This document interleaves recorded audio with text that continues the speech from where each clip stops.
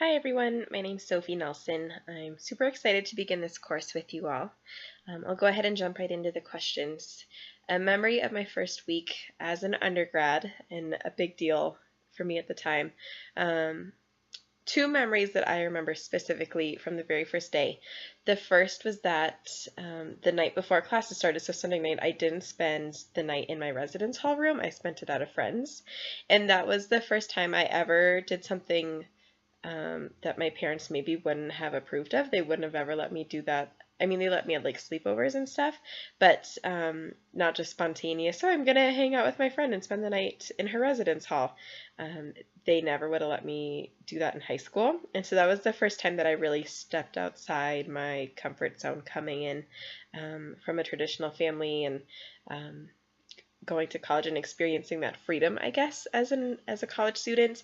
And then my second memory was not being able to find my classroom. The very first class, Monday morning, 9 a.m., I walked up and down the stairs to try and find this lecture hall 3 times and walked past the lecture hall 3 times, and then finally built up the courage to go ask someone at the front desk where this lecture hall was.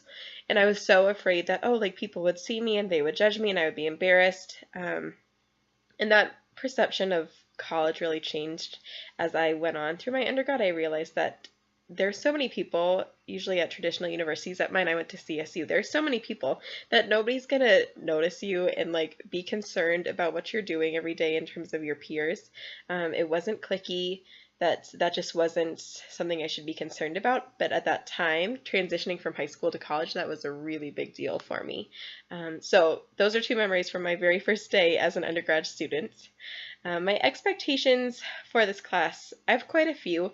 This is my second full-time semester in the SAHI program, and I've done some residential classes and some online classes, and I think my experiences with residential versus online classes have really shaped my expectations.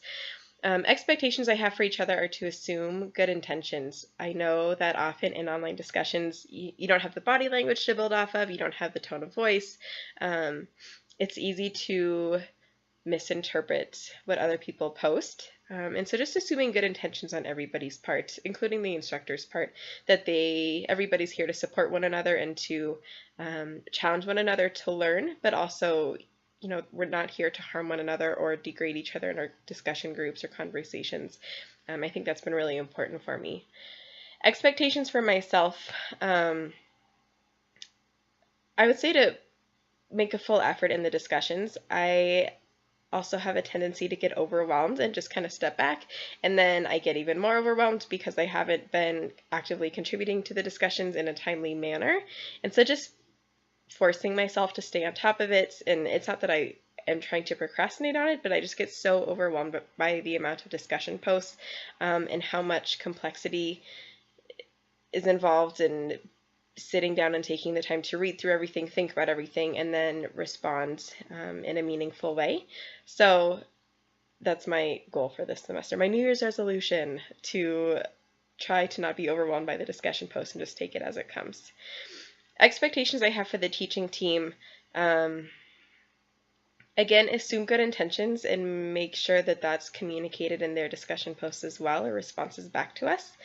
And also understanding that online classes are challenging for a lot of people. In a few of my past online classes, I felt somewhat like the professors or instructors didn't really acknowledge the differences between a residential class and an online class and how much extra work an online class might take.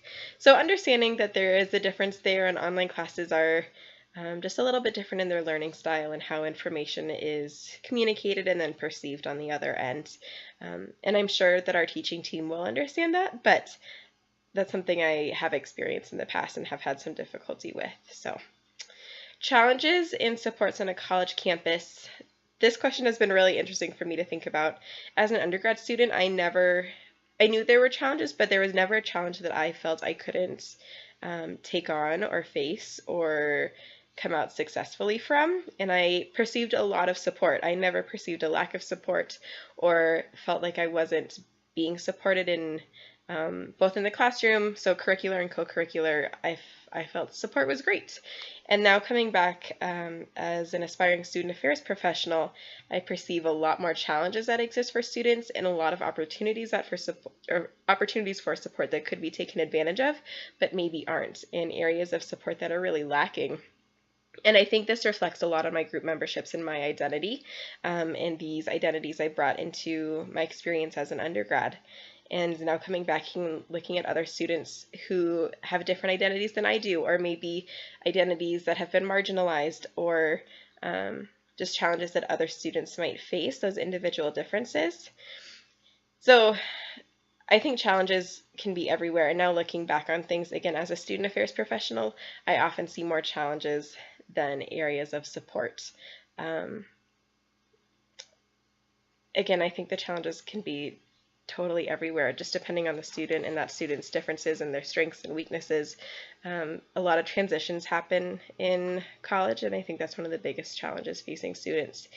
And maybe one of the other biggest challenges is knowing where to find the support they need and knowing how to seek that out and how to access it and take advantage of that support. So even though it's there, a lot of students might not know how to find it or how to go about using that support. And then the support itself, I mean, that's why we are all here. We want to provide that support. So it can range from the academic advising, it can range to residence life, really all across the spectrum. But again, educating students and helping them and empowering them to find that support that we provide, and recognizing that it may not be as apparent as we sometimes think it is. So thanks so much. I am looking forward to getting to know you all this semester.